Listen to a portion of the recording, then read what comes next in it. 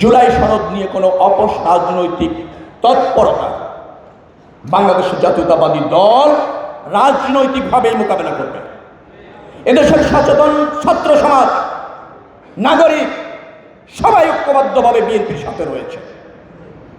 অতএব আমরা জানি এদেশের জন্য কি করতে হয়, আমরা জানি কিভাবে জন আকাঙ্ক্ষাকে প্রতিষ্ঠিত করতে হয়, আমরা সেই লক্ষ্যে কাজ করছি। আপনারা জননেতা তারেক রহমান সরকারের প্রতি আস্থা রেখেছেন, সেই আস্থার অমর্যাদাই সরকার কখনো করবে না। ঢাকা কলেজ, এখানে কিছু দাবি রয়েছে এবং প্রয়োজন আছে সেই দাবি, বিশেষ করে অবকাঠামো নির্মাণ, শিক্ষার ক্ষেত্রটাকে আরেকটু সম্প্রসারিত করা, ছাত্রদের যাতায়াতের ব্যাপারে আরেকটু নিশ্চিত করা। কিছুটা অরক্ষিত আছে, বাউন্ডারি ওয়াল, কয়েকটি ভবন, সে ব্যাপারে ইতিমধ্যে আমি জ্ঞাত আছি। নিশ্চয়ই পর্যায়ক্রমে সে সমস্ত দাবি পূরণ করা হবে।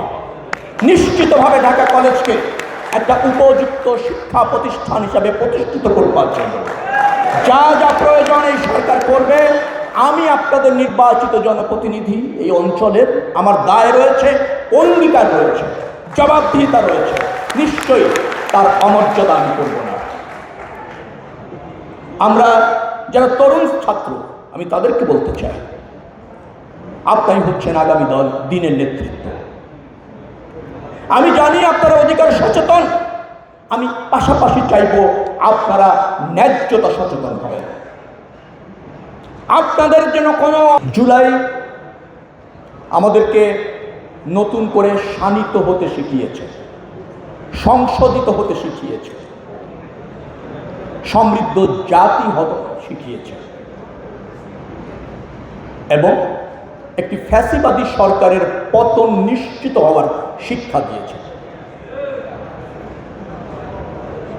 ছাত্র রাজনীতির গুণগত পরিবর্তন শিখিয়েছে এবং সেটা বাধ্য করবে। পাশাপাশি শিক্ষার মান এবং শিক্ষা প্রতিষ্ঠান হবে আগামী দিনের নেতৃত্ব প্রতিষ্ঠার সূতিকাগার, সেই শিক্ষাও আমাদেরকে দিয়ে। ফ্যাসিবাদের পতনটা আমরা নিশ্চিত করেছি, রাষ্ট্রের কাঙ্ক্ষিত সমৃদ্ধ প্রতিষ্ঠিত করবার জন্য জনগণের সরকারটাও আমরা নিশ্চিত করেছি।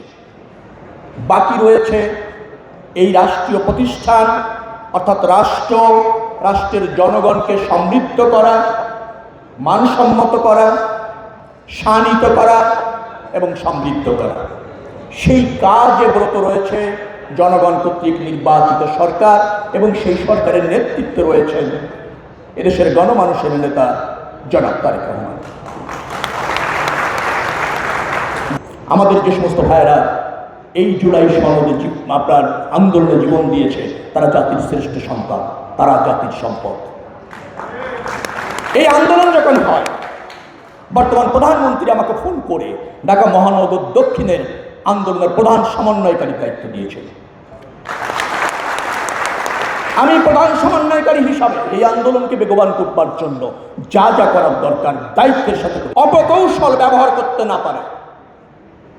কারণ আপনারা যত সজাগ থাকবেন, সচেষ্ট থাকবেন, অধিকার সচেতন থাকবেন এবং রাষ্ট্রকে যত ধারণ করবেন, রাষ্ট্র তত সঠিক পথে চলবে। কারণ আপনারা জানেন কি করতে হয়, কখন করতে হয়, কিভাবে করতে হয়, আবার কি বর্জন করতে হয়, এটা আপনারা জানেন। কারণ এই রাষ্ট্র আপনাকে সেই শিক্ষা দিচ্ছে, আপনারা বিভ্রান্ত হবেন না। আমরা সরকার হিসাবে আপনাদের অধিকার প্রতিষ্ঠা করবার জন্য অঙ্গীকারবদ্ধ এবং জবাবদিহিমূলক। আমরা চাই আমরা জাতি হিসাবে ঐক্যবদ্ধভাবে এই জাতিটাকে বিনির্মাণ করব, রাষ্ট্রটাকে বিনির্মাণ করব। সমস্যা আছে, সমাধান করব।